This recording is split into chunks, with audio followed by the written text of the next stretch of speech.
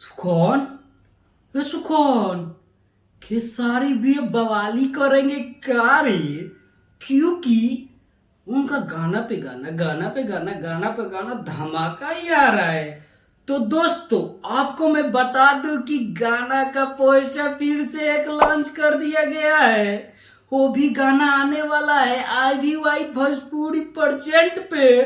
तो आप सब रेडी रहिएगा 27 तारीख को सुबह 6 बजे। गाना का नाम है गर्मी गरम दिया। तो ये गाना गर्मी पे है, गर्मी तो हो ही रही है भाई, देखो पसीना छुआ।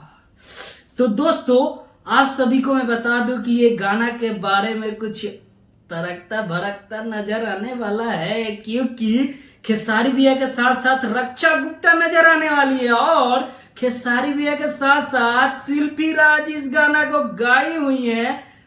अरे भैया बता दूं आपको कि गाना लिखे हैं अभिषेक भोजपुरिया जी और म्यूजिक दिए हैं अपने आर्या शर्मा जी।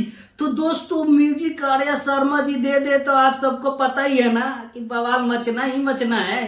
तो मिलेंगे कल सुबह 6 बजे। खेसारी भैया का धमाका सॉन्ग होने वाला है भाई, ये गर्मी का फर्स्ट सॉन्ग, वाह मजा आ जाए।